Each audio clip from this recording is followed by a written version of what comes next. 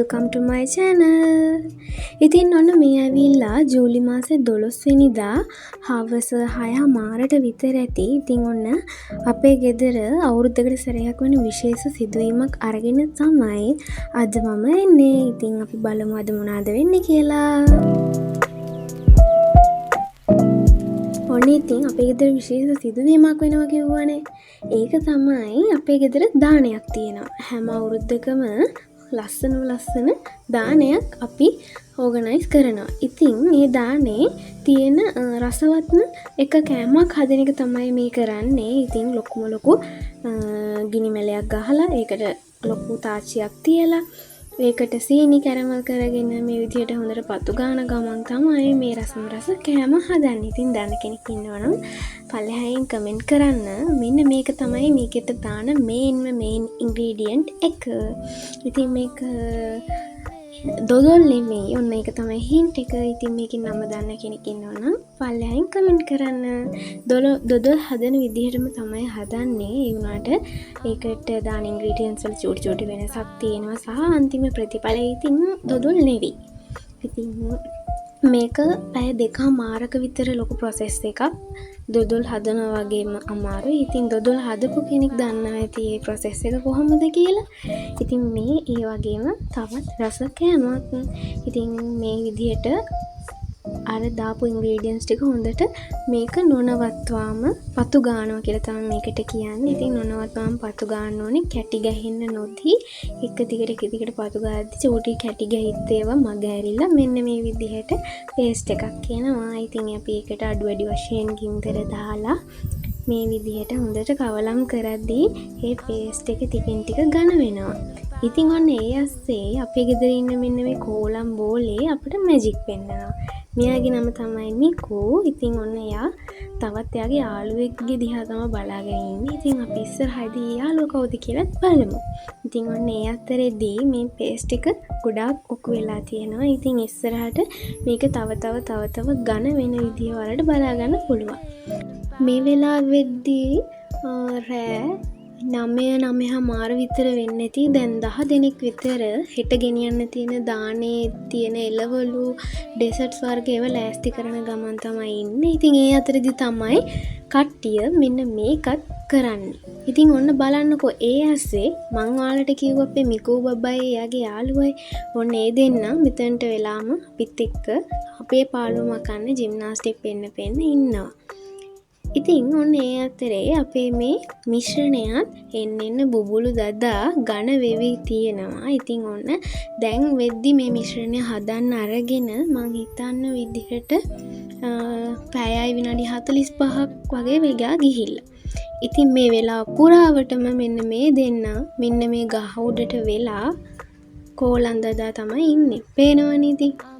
මේ දෙන්නට තැනක් කොතනක් නැහැ. ඉතින් ওই විදියට සෙල්ලම තමයි හැමතිස්සෙම. සෙල්ලම වැරදිලා ඉතින් උඩකින් වැටුණොත් එහෙම කොන්දක් කඩන් තමයි මේ දෙන්නට මේ ඉන්න වෙන්නේ. ඇයි ඉතින් එසේ මෙසේ උඩවල් නෙමෙයි මේ දෙන්න නගින්නේ. දැන් කැසීනිත් නැවත ටිකක් එකතු කරගන්නවා. මේ අන්තිම පැය භාගේ වගේ. ඒ අතරේදී කජුත් හොඳට බැදගෙන මේවයි පොතු අයින් කරලා රෑස්ති කරගන්න ඕනි. දැන් බුබුලු දදා මේ පේස්ට් එක හැදිලා තියෙන්නේ ගොඩක් ගන්නට.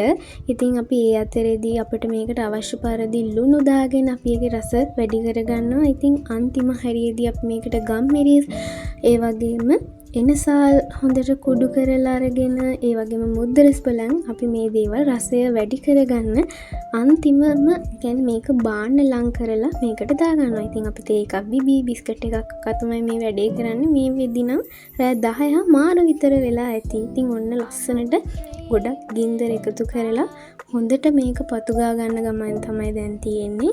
මේ විදියට හරිම පදමාවට පස්සේ මේක බාගෙන භාජන වලට දාලා ඒක නිවෙන්න තියන්න ඕනේ.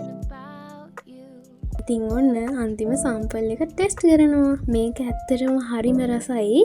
ඔයාලා try කරලා බලන්නකෝ.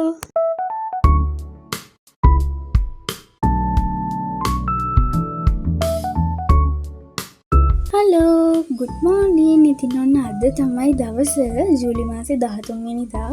දැන් නම් උදේ 6ට විතර ඇති. කට්ටිය පිටිපස්සේ වැඩ. ඉතින් මම අසිරියත් නරඹලා මම ආවා චූටි ගමනක් අපේ ගෙදර අයට උමනා කරන බඩුවක් ගෙනියන්න. ඉතින් ඒ අතරෙදී මට හම්බුණා ලස්සන යාළුවෙක්.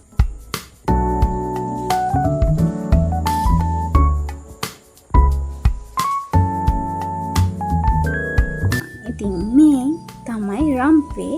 මං ආවේ වෙන ජාතිවලට උමනා කරන මේ රම්පේ අරගෙන යන්න. ඒ ඇස පැලදේකුත් උස්සන් යනවා. ඉතින් ඊළඟට මම කේක් හැදුවා. මේ තියෙන්නේ මම හදපු රසම රස බටර් කේක්.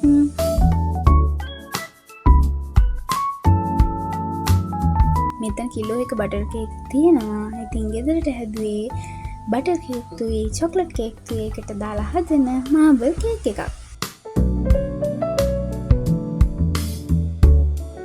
දැන් නම් වෙලාව 10 මාරට විතර ඇති. අපි දැන් යන්න ලෑස්ති වෙලා තමයි ඉන්නේ.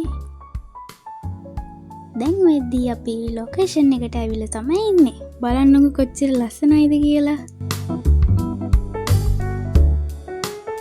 බලන්නකෝනේ ඇහැල මල් වලින් පිරීලා ඈතින් මුහුදක් පේන පොල් ගස් ටිකක් මැද්ද තියෙන මේ තැන කොච්චර ලස්සනද කියලා.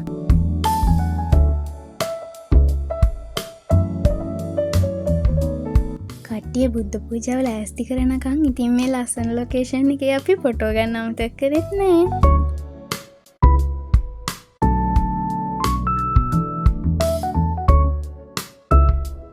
ලොකේෂන් එකට ආව කිව්වට මං තැන කිව්වේ නෑනේ. ඉතින් අද අපි ආවේ ගොඩවායට. ඉතින් මේ තියෙන්නේ ගොඩවාය සරණාන්ද වැඩිහිටි නිවාසය. මේ තැන හරිම ලස්සන හරිම පිරිසිදු තැනක්. ඉතින් මෙතනට එන හැමෝටම හිතට දැනෙන්නේ පුදුමාකාර සැනසීමක්. කාගේවත් කීමකට නෙමෙයි, ඔයාලත් ඇවිල්ලාම බලන්නකෝ. බලන්නකෝ ඉතින් ඇස් නොපෙනුනත් ඇස් පේන මිනිසුන්ට වඩා මේ අය කොච්චර පිළිවෙලට හරිම ලස්සනට මේ දේ කරනවද කියලා.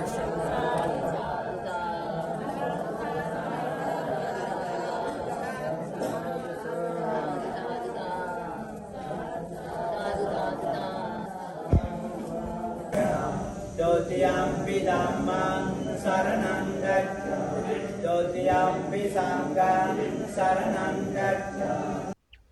බුද්ධ පූජාව පූජා කරලා දැන් අපි යන්නේ අපේ මේ අම්මලා තාත්තලාට දානෙ බෙදන්න. බලන්නකෝ ඉතින් හරිම පිළිවෙලට ඉන්න විදිහ.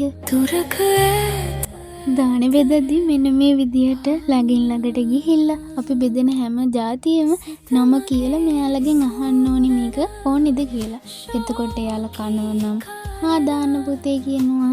එයාලා කන්නේ නැත්තම් එපා පුතේ කියලා කියනවා. ඇත්තටම මෙයාලා හරිම ආදරණීය හරිම ලස්සන හදවත් තියෙන අම්මලා තාත්තලා. ඔයාලත් ආසයි නේද මෙන්න මේ වගේ ආදරණීය මිනිස්සුන්ට උදව් කරන්න? ඉතින් ඔයාලටත් පුළුවන් මේ ආදරණීය ලස්සන හදවත් හමු වෙලා ඔයාට පුළුවන් විදිහකට මේ මිනිස්සුන්ට උදව් කරන්න. ඉතින් ගොඩක් අය කොළඹ කතරගම ප්‍රධාන මාර්ගයේ කතරගම යනවානේ. හම්බන්තොට පහුවෙලා හම්බන්තොට පැත්තට යද්දී හම්බෙනවා දෙහිගහලන්ද ජාතික පාසල. ඉතින් මේ පාසලේ ඉස්සරහින් තියෙනවා පාරක්. ඒ පාරෙන් පොඩි දුරක් ඇතුළට ගියාම හම්බෙනවා ගොඩවාය රජමහා විහාරය. ඒක පහුවෙලා මීටර් 200ක් වගේ දුරින් තමයි මේ සරණාන්ද වැඩිහිටි නිවාසය තියෙන්නේ. ඉතින් නම ගහලා ලොකු තාප්පෙකුත් එක්ක මෙතන තියෙනවා.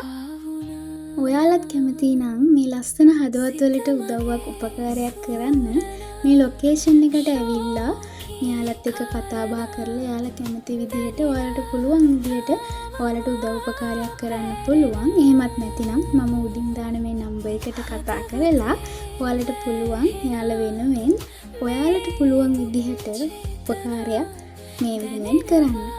තුරක ඇතර පාවුනා සිත මගේ සූරන ශෝකී කාරණා දැනිලා තාමම පැරෙනා. මේ වෙනකොට අම්මලා තාත්තලා 26 දෙනෙක් මේ නිවාසයේ රැඳී සිටිනවා කියලා අපේ කාර්ය මණ්ඩලය කිව්වේ. ඉතින් මං හිතන විදිහට අම්මලා තාත්තලා 3-4 දෙනෙක් ඉන්නවා රෝගාතුර වෙලා ඒගොල්ලෝ ඇඳන් වල තමයි ඉන්නේ. ඉතින් එයාලට කෑම බීම ළඟට ගිහිල්ලා කවන්න ඕනි සහ එයාලට බෙහෙත් හේත් කරන්න ඕනේ. ඒ වගේම තුවාල හැදිච්ච අය ඒ වගේ එහෙම ටිකක් අමාරු ලෙඩ්ඩු විදියට තමයි ඉන්නේ. ඉතින් ඔයාලට පුළුවන් එයාලට අවශ්‍ය බෙහෙත් එහෙම කැමති නම් ඒවත් දෙන්න. ඉතින් දැනට 26 දෙනෙක් ඉන්නවා. ඉතින් ඔයාලට පුළුවන් ඒ දේවල් වලිනුත් උදව්වක් කරන්න. ඉතින් මම හිතනවා සබන් කැටයක් වුණත් මෙයාලා හරි ආදරෙන් මේ දේවල් පිළිගන්නවා. ඉතින් ඔයාලට පුළුවන් මෙයාලා වෙනුවෙන් එක වගේ ලස්සන ඇඳුම් ටිකක් මහලා ගෙනත් දෙන්න. ඒ වගේ මෙයාලගෙන් ඇහුවාම මෙයාලට නොලැබෙන එයාලා හරි ආස දේවල් ගොඩාක් තියෙනවා. හරි චූටි දේවල්. ඉතින් ඔයාලට පුළුවන් නම් ඒව ගෙනල්ලා මේ ලස්සන ජීවිත තව තවත් සතුටු කරන්න ඒක ලොකු පින්කමක් කියලා මම හිතනවා. ඉතින් ඔයාලට පුළුවන් උදව්වක් තියෙනවා නම් මේ වෙනුවෙන් කරන්න කියලා මම හරි ආදරෙන් ඔයාලගෙන් ඉල්ලනවා.